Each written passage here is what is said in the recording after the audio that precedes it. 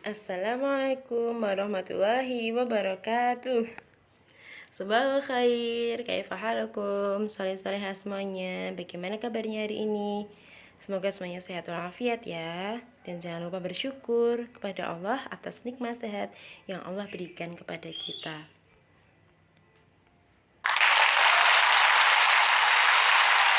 Nah, hari ini kita akan belajar tentang sholat yang berkaitan dengan perjalanan yang jauh.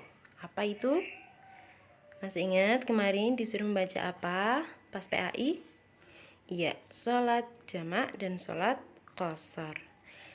Ustazah tanya dulu, pernahkah kalian pergi yang jauh sekitar 80 km atau lebih? Misalnya dari sini ke pantai, atau mudik ke rumah eyang yang ada di luar kota yang jauh, atau luar pulau, atau luar provinsi. Nah, ketika perjalanan kita harus tetap sholat, ya. Jangan sampai kita melewatkan sholat fardu atau sholat wajib ya. Kita bisa menepi di pinggir jalan, kita bisa sholat di masjid dulu. Nah, Allah Subhanahu wa Ta'ala memberikan kita keringanan atau rukhsah sholat di perjalanan, yaitu dengan menjamak atau mengqashar sholat. Jadi, kita harus tetap sholat, oke? Nah, ini akan kita pelajari tata cara menjamak dan mengqashar sholat. Sudah siap? Kita baca basmalah dulu ya. Bismillahirrahmanirrahim.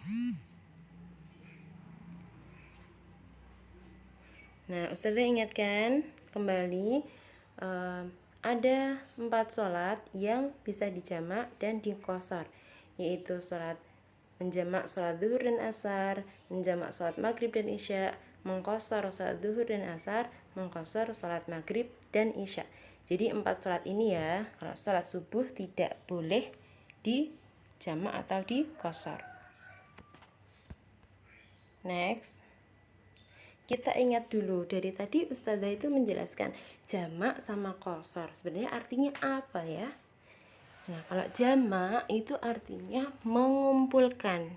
Jadi, sholat jamak berarti mengumpulkan 2 sholat fardu yang dilakukan dalam satu waktu.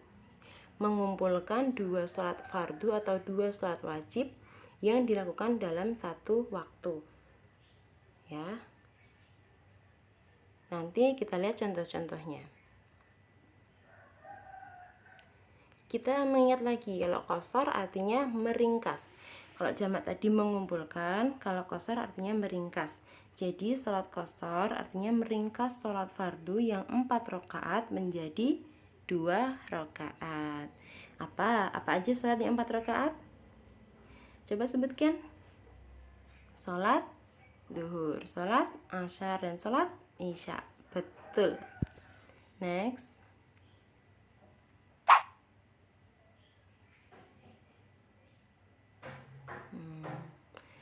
Perhatikan ya, cara menjamak sholat zuhur dan sholat asar. Cara yang pertama adalah sholat zuhur dulu 4 rakaat, kemudian sholat asar 4 rakaat. Seperti biasa ya, sholat seperti biasa. Kemudian cara yang kedua adalah sholat asar dulu 4 rakaat, kemudian sholat zuhur 4 rakaat. Nah, yang ketiga itu adalah catatan. Jadi masing-masing sholat itu harus diawali dengan iqomah. Jadi iqomah, kemudian sholat zuhur dulu, kemudian salam, iqomah lagi, kemudian sholat asar, atau sebaliknya ya. Pokoknya harus diawali dengan iqomah. Next, cara mengqashar sholat zuhur dan asar. Nah, kalau mengqashar itu kan meringkas ya. Jadi yang sholat zuhur 4 rakaat ditambah asar 4 rakaat itu menjadi 2 rakaat sholat zuhur ditambah 2 rakaat sholat asar. Enak bukan? Tapi harus ada syaratnya ya, kita harus dalam perjalanan yang jauh, lebih dari 80 km, dan dalam perjalanan yang tidak untuk bermaksiat kepada Allah. Selanjutnya, cara menjamak sholat maghrib dan isya. Cara yang pertama adalah sholat maghrib dulu 3 rakaat, kemudian isya 4 rakaat. Ya, ini boleh dilakukan di maghrib.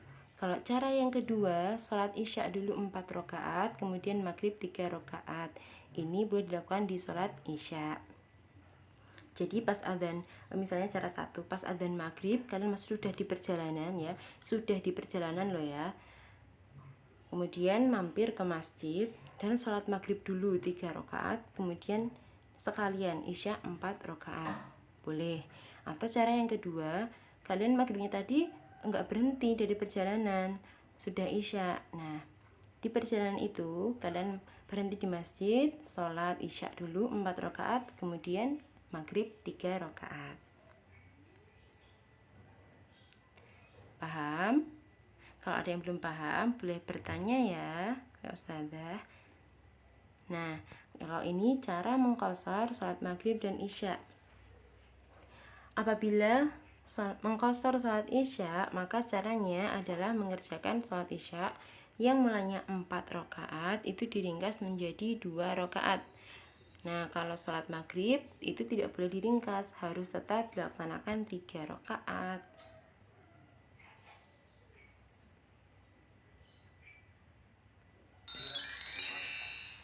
Nah, Allah itu memberikan keringanan kepada kita. Kenapa ya? Hikmahnya apa? Diperbolehkan menjamak dan mengqashar sholat. Mungkin ada yang berpikir, aku nggak menjamak aja aku merasa aneh kalau mau menjamak sholat. Gitu ya? Mungkin ada. Nah, tapi kalau kita menggunakan rukhsah atau keringanan dari Allah, itu kita akan dapat banyak manfaat. Nah, hikmahnya yang pertama adalah ringan menjalankan ibadah kepada Allah meskipun dalam perjalanan. Jadi misalnya tadi sholat zuhur sama sholat asar, itu kita di perjalanan pas sudah adzan zuhur, kita sholat zuhur, kemudian sholat asar. Nanti kan di perjalanan sudah nggak usah berhenti lagi buat sholat asar, jadi udah merasa ringan gitu ya. Kemudian yang kedua, kita mengikuti sunnah Rasul, artinya kita mendapatkan pahala. Enak kan? Udah ringan, dapat pahala pula. Yang ketiga adalah Allah merasa senang jika hambanya mengambil keringanan yang diberikan. Dan Allah tidak senang kalau kita tidak mengambil keringanan yang diberikan. Bahkan ada yang mengatakan bahwa kita yang tidak mengambil rukhsah itu berarti kita yang sombong. Na'udzubillah ya. Ya, alhamdulillah soleh-solihah sudah selesai materinya hari ini. Semoga bisa dipahami ya. Nanti kalau ada pertanyaan boleh bertanya ke Ustazah. Berikut ini tugas untuk kalian. Silahkan dikerjakan di buku tulis, difoto lalu dikirimkan ke Google Classroom. Oke? Ada 5 soal saja. Ya. Yang nomor 1, sholat jamak artinya. Nomor 2, Allah akan merasa titik jika hambanya mengambil keringanan yang diberikannya. Nomor 3, sholat apa saja yang bisa dijamak, sebutkan 2 saja. Yang keempat, ada 2 sholat yang ini keliru ya soalnya, mohon maaf. Nomor 4, soalnya adalah ada 2 sholat yang tidak boleh dikurangi rakaatnya ya ketika sholat jamak. Apa saja yang rakaatnya tidak berkurang. Yang kelima, ceritakan pengalamanmu ketika sholat di perjalanan yang jauh. Nomor 4, mohon maaf ya, ada satu sholat yang tidak bisa dijamak. Apa? Nah, 1 aja ya. Oke, soleh-solehah, demikian pelajaran hari ini. Semoga bermanfaat. Kalau ada kurangnya Ustazah mohon maaf ya. Wassalamualaikum warahmatullahi wabarakatuh.